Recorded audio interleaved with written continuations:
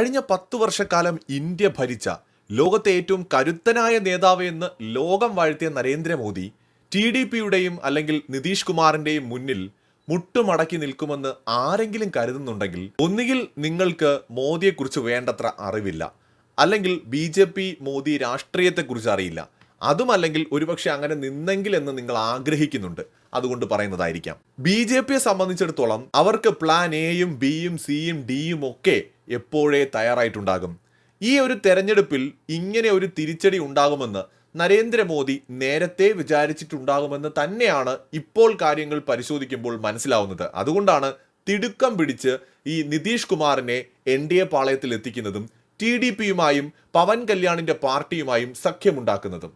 അതിൽ നിന്ന് തന്നെ മനസ്സിലാക്കാം മോദി കാര്യങ്ങൾ കണക്കൂട്ടി തന്നെയാണ് മുന്നോട്ട് പോകുന്നതെന്ന്. തെരഞ്ഞെടുപ്പിന് മുമ്പേ ഉണ്ടാക്കുന്ന ഒരു സഖ്യത്തിന് ഒരു പ്രശ്നമുണ്ട്. എന്താണെന്നല്ലേ? ഉദാഹരണത്തിന് ഇപ്പോ തെലങ്കാനയില് ചന്ദ്രബാബു നായിഡുവിന്റെ പാർട്ടിയുമായിട്ട് ചേർന്നൊരു സഖ്യമുണ്ടാക്കി ബി.ജെ.പി. മത്സരിക്കുമ്പോൾ കുറച്ച് സീറ്റുകളിൽ ബി.ജെ.പി., കുറെ സീറ്റുകളിൽ ടി.ഡി.പി. മത്സരിക്കും അല്ലേ? അപ്പൊ ടി.ഡി.പി. സ്ഥാനാർത്ഥി നിൽക്കുന്ന ഒരു മണ്ഡലത്തിൽ ബി.ജെ.പിക്കാരുണ്ടെങ്കിൽ അവരാർക്കായിരിക്കും വോട്ട് ചെയ്യുന്നത്? ആ സ്ഥാനാർത്ഥിക്കായിരിക്കും. കാരണം എൻ.ഡി.എ ആയിട്ടാണ് അവിടെ മത്സരിക്കുന്നത്. അതുപോലെ ബി.ജെ.പി. സ്ഥാനാർത്ഥി മത്സരിക്കുന്ന ഒരു മണ്ഡലത്തിൽ ടി.ഡി.പിക്കാരുണ്ടെങ്കിൽ അവരാർക്ക് വോട്ട് ചെയ്യും? ആ ബി.ജെ.പി. സ്ഥാനാർത്ഥിക്ക്. കാരണം അവിടെ അവർ എൻ.ഡി.എ ആയിട്ടാണ് മത്സരിക്കുന്നത്. അപ്പൊ ഇങ്ങനെ ഒരു ധാരണയുടെ അടിസ്ഥാനത്തിലാണ് ഈ ഇലക്ഷന് മുമ്പേ ഉള്ള സഖ്യങ്ങൾ പ്രവർത്തിക്കുന്നത്. ഇലക്ഷൻ കഴിഞ്ഞ ശേഷമുള്ള സഖ്യങ്ങളാണെങ്കിലോ, ഇപ്പൊ തൃണമൂൽ കോൺഗ്രസ് ഇന്ത്യ മുന്നണിയുടെ ഭാഗമാണെന്നൊക്കെ പറയുന്നുണ്ടെങ്കിലും ബംഗാളിൽ കോൺഗ്രസുമായിട്ട് സീറ്റ് പങ്കുവച്ചിട്ടില്ല. ഇപ്പോൾ കമ്മ്യൂണിസ്റ്റ് പാർട്ടി ഇവിടെ കേരളത്തിൽ ഈ കോൺഗ്രസുമായിട്ട് സീറ്റ് പങ്കുവച്ചിട്ടില്ല. അപ്പോൾ ഇത് ഇലക്ഷന് ശേഷം ഉണ്ടാവുന്ന ഒരു സഖ്യമാണ്. ആ സഖ്യവും ഇലക്ഷന് മുമ്പുണ്ടാവുന്ന സഖ്യവും തമ്മിൽ ഒരുപാട് വ്യത്യാസമുണ്ട്. അപ്പൊ അതൊരു പ്രശ്നം, ധാർമ്മികതയുടെ പ്രശ്നം അടക്കം അവിടെ വരുന്നുണ്ട്. ഇനി രണ്ടാമത്, ടി.ഡി.പിയും അല്ലെങ്കിൽ ഈ പറയുന്ന നിതീഷ് കുമാറും കൂടെ ചേർന്നാൽ 29 സീറ്റേ ആവുള്ളൂ. എന്നാൽ മറുഭാഗത്ത് നിന്ന് 1, 2, 3 പാർട്ടികളെ അടർത്തിയെടുക്കാൻ അമിത്ഷായും നരേന്ദ്രമോദിയും ഒക്കെ വിചാരിച്ചാൽ അനായാസം സാധിക്കുമെന്ന് എത്രയോ വട്ടം അവർ തെളിയിച്ചിട്ടുണ്ട്. ഒരു കാര്യം ശരിയാണ്, ഈ ബി.ജെ.പിക്ക് കേവല ഭൂരിപക്ഷം ഇല്ലാത്തത് കൊണ്ട് എൻ.ഡി.എയുടെ ഭാഗമായി കുറച്ച് സീറ്റുകൾ കിട്ടിയ പാർട്ടികൾക്ക് ഇത്തിരി ആശ്വാസം ഉണ്ടായിട്ടുണ്ടാകും. കാരണം അവർക്ക് 1-2 ക്യാബിനറ്റ് മന്ത്രിസ്ഥാനങ്ങൾ കൂടുതൽ ചിലപ്പോൾ കിട്ടാം. ആ ഒരു മുന്നണിക്കകത്ത് അവർക്ക് കുറച്ച് വിലയും നിലയും ഒക്കെ വരും. മാത്രമല്ല അവരുടെ കൂടി സഹായത്തോടെ ആണല്ലോ ബി.ജെ.പി. ഭരിക്കുന്നത് എന്നുള്ള ഒരു ചാരുതാർത്ഥ്യവും ഉണ്ടാകും. അതിനപ്പുറം നരേന്ദ്രമോദി ഒരു തീരുമാനമെടുക്കുന്നതിന് മുമ്പ്, പണ്ട് നമ്മുടെ മൻമോഹൻ ജിക്ക് പറ്റിയതുപോലെ നരേന്ദ്രമോദി ഒരു തീരുമാനം എടുക്കുന്നതിന് മുമ്പ് ആദ്യം ചന്ദ്രബാബു നായിഡുവിനെ വിളിക്കും, അത് കഴിഞ്ഞ് നിതീഷ് കുമാറിനെ വിളിക്കും, എന്നിട്ട് ഞാനത് തന്നെ എടുത്തോട്ടെ സാറേ എന്ന് ചോദിക്കുമെന്നാണോ നിങ്ങൾ വിചാരിക്കുന്നത്? അതൊക്കെ നമ്മുടെ മലയാള മാധ്യമങ്ങൾ ചുമ്മാ അടിച്ചിറക്കുന്നതല്ലേ. മോദി ഇപ്പോതാ മോദിയുടെ മേൽ സമ്മർദ്ദം, അതാണ് ഇതാണ്. ശരിക്കും പറഞ്ഞാൽ ഈ ഒരു എൻ.ഡി.എയുടെ ഭാഗമാകേണ്ടത് ഈ ടി.ഡി.പിയുടെയും അതുപോലെ തന്നെ ഈ നിതീഷ് കുമാറിന്റെയും കൂടി ആവശ്യമാണ്. കാരണം മറുഭാഗത്ത് പോയിട്ട് എന്ത് കിട്ടാനാണ്? അവിടെയാണെങ്കിൽ മന്ത്രിസ്ഥാനങ്ങൾക്ക് അടി, അതുപോലെ സ്പീക്കർ സ്ഥാനത്തിന് അടി, അതുപോലെ തന്നെ പ്രധാനമന്ത്രിയാകാൻ അടി, എല്ലാത്തിനും അടി. അവിടേക്കാണ് പോകുന്നതെങ്കിൽ, ഇന്ത്യ മുന്നണിയിലേക്കാണ് പോകുന്നതെങ്കിൽ ചിലപ്പോൾ അത് 1 കൊല്ലം പോലും തികയ്ക്കാൻ പോകുന്നില്ല ആ മന്ത്രിസഭ. അത് ഏറ്റവും നന്നായിട്ട് രാഷ്ട്രീയ പരിചയമുള്ള നിതീഷ് കുമാറിനും ചന്ദ്രബാബു നായിഡുവിനും തന്നെ നന്നായിട്ട് അറിയാം. അതുകൊണ്ട് തന്നെ എൻ.ഡി.എ വിട്ടു പോകാൻ 99% അവർ തയ്യാറാവില്ല. ഇനി ഏതെങ്കിലും ഒരു പൊട്ട ബുദ്ധി തോന്നി അങ്ങനെ ചെയ്താൽ തൊട്ടടുത്ത നിമിഷം ബി.ജെ.പി. മറ്റേതെങ്കിലും 2 പ്രധാന പാർട്ടികളെ അടർത്തിയെടുത്ത് ഈ എൻ.ഡി.എയുടെ ഭാഗമാക്കി അധികാരം നിലനിർത്താനോ വേറെ രീതിയിൽ മുന്നണിയുമായി മുന്നോട്ട് പോകാനോ ശ്രമിക്കുമെന്നുള്ള കാര്യം ഉറപ്പാണ്.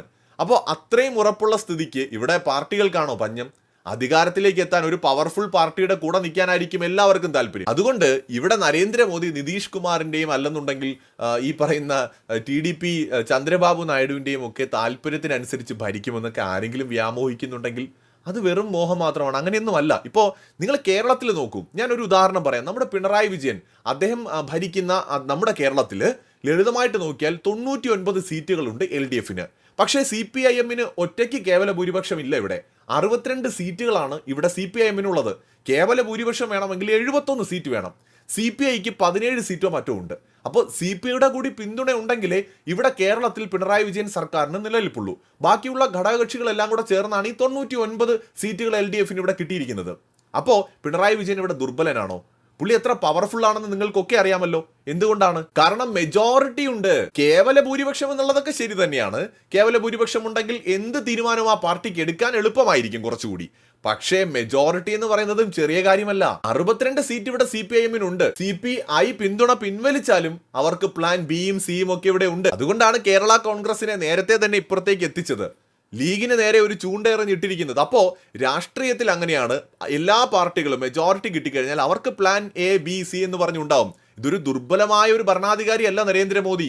മൂന്നാമത്തെ ടേമിലേക്കാണ് മോദി കയറുന്നത്. നോക്കൂ, നരേന്ദ്രമോദി പരാജയപ്പെടുമെന്നായിരുന്നു നേരത്തെ ഉണ്ടായിരുന്ന പ്രചാരണം. ഇപ്പൊ നരേന്ദ്രമോദിക്ക് BJPക്ക് ഒറ്റയ്ക്ക് ഭൂരിപക്ഷം ഇല്ല എന്നാണ് പ്രചാരണം. സംഗതി NDA വിജയിച്ചു, അവർ അധികാരത്തിലേക്ക് കയറാൻ പോകുന്നു. നരേന്ദ്രമോദി കരുത്തോടുകൂടി തന്നെ അധികാരത്തിൽ തുടരും. മിക്കവാറും പല പാർട്ടികളുടെയും കുറെ MP-മാരെ തീർച്ചയായിട്ടും അവർ ഇങ്ങോട്ട് കൊണ്ടുവരാനുള്ള ഒരു ശ്രമം നടത്തും എന്നുള്ളതാണ് ഇതിനകത്ത്. അതിനോട് വ്യക്തിപരമായി എനിക്ക് യോജിപ്പില്ല, പക്ഷേ BJP അത് ചെയ്യും. അത് ചെയ്യുന്നൊരു ചരിത്രം അവർക്കുണ്ട്. പല പാർട്ടികളിലുമുള്ള അല്ലെങ്കിൽ ഇൻഡിപെൻഡൻ്റ് ആയിട്ട് മത്സരിച്ച പലരും BJP പാളയത്തിലേക്ക് എത്തും. പിന്നെ കൂടുതൽ ഡിമാൻഡ് ഇടാൻ ശ്രമിച്ചു കഴിഞ്ഞാൽ TDPയും അതുപോലെ തന്നെ നിതീഷ് കുമാറും ഒക്കെ പുറത്തു പോകും. അവരുടെ പാർട്ടികളിലെ തന്നെ പകുതി MP-മാർ BJPയിൽ അങ്ങ് നിൽക്കും. ഇങ്ങനെയൊക്കെയുള്ള കാര്യങ്ങളായിരിക്കും സംഭവിക്കുക. ഇത് നിതീഷ് കുമാറിനും അറിയാം, TDPക്കും അറിയാം.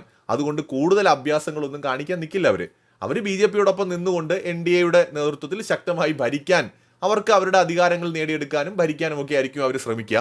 അതിനപ്പുറം വലിയ അഭ്യാസങ്ങളിലേക്ക് പോകുമെന്ന് എനിക്ക് തോന്നുന്നില്ല.